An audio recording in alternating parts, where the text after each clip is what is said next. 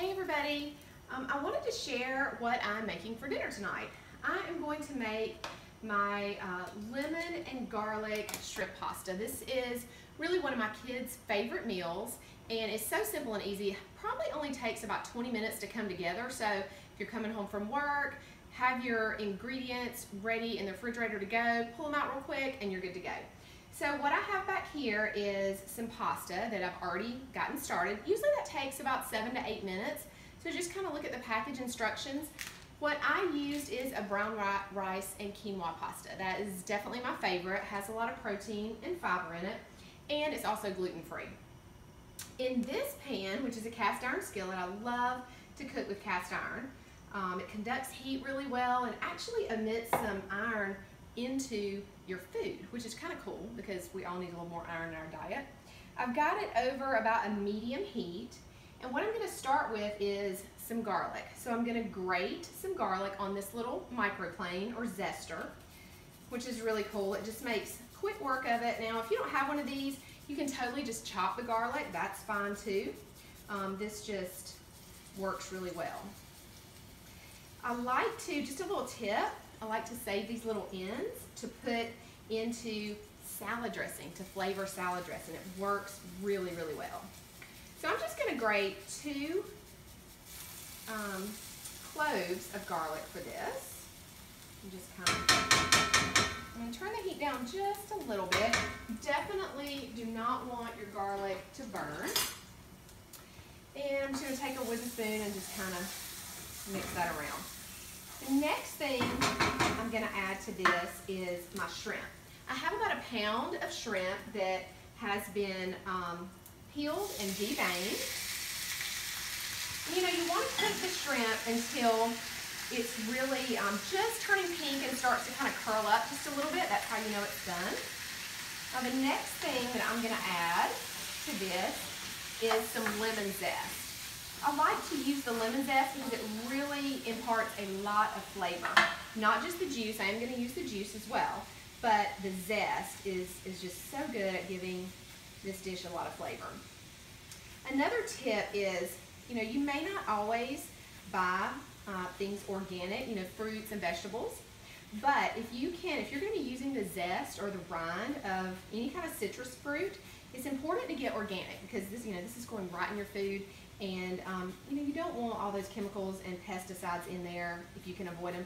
And honestly, just getting some limes and lemons, you know, to use in different dishes is not that expensive to buy organic. So definitely try to buy those organic when I can. All right, so just kind of knock off the back of that. Now, a tip, in case you did not have maybe any lemon, you could use, and you had some essential oils, you could use lemon essential oil. I'll probably use about 3 to 5 drops, you know, to taste. You could taste it and see if that was enough. And then I'm also going to put in some thyme. You can use fresh thyme or you can use dried thyme. I'm just going to sprinkle in. I do have some fresh thyme outside, but I'm kind of in a hurry and didn't really feel like going to get any. So I'm going to utilize this dry thyme that I have. Another tip, use thyme oil, essential oil. If you don't have thyme but you do have some oil, only I'd say 1 to 2 drops because this is pretty potent, so you wouldn't want to use a ton of that.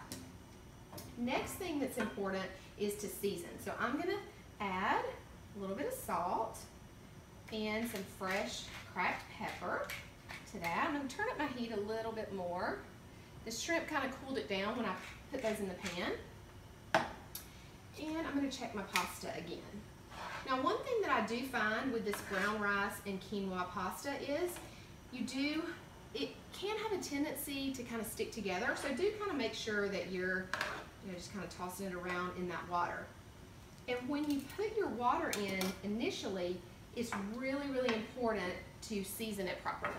You know, you may have heard some people say you want to season it to the taste of the sea, and so that just means that you want it pretty salty, because that's really your only chance to flavor the pasta itself.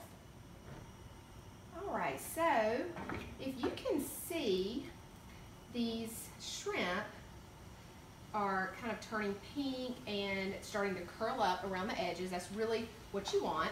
I'm going to go ahead now. I'm almost ready to drop my pasta. You can see how quick this comes together. I love to use this zester sort of as a catch for any lemon seeds. So I'm just gonna squeeze my lemon right over that. Now this is not gonna have a thick sauce. This is really, this pasta is gonna have a lot of flavor from the lemon and the garlic, and we're gonna add some Parmesan cheese, but it's not a thick or creamy sauce. But you know, it not being that thick, and it makes it less heavy and a little bit lighter too, which is great, especially for the summer months. You know, you want kind of lighter dishes in the summer. All right, so let me test my pasta. You want to just make sure that the pasta is cooked but tender, kind of what they call al dente. Okay, that's perfect, which kind of just means it has a little bit of a bite to it. So I'm going to turn that water off. Don't even have to worry about draining this. I'm just going to go ahead and transfer.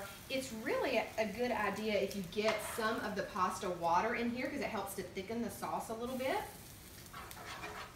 So I'm just going to place my pasta right in here. And then the last thing that we're going to do is we're going to add some Parmesan cheese to this. You could also zest a little bit more lemon at the end if you wanted to. That would be delicious. You could throw in some fresh basil leaves to the end of this. But you can see, you know, there's a sauce to this and it's coating the pasta, but again, it's nothing heavy or thick. And the last thing I'm going to do is I just have some grated Parmesan cheese. It's already grated. I'm just going to sprinkle some of that in. You can save a little bit if you want to top the end of it, or top at the end, excuse me. And you just toss it together.